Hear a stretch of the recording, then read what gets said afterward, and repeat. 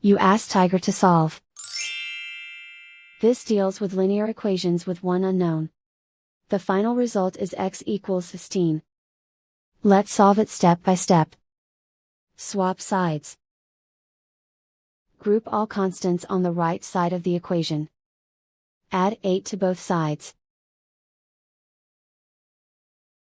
Group like terms.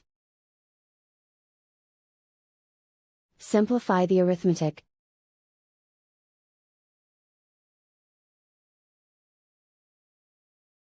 Isolate the x. Multiply both sides by 4. Group like terms.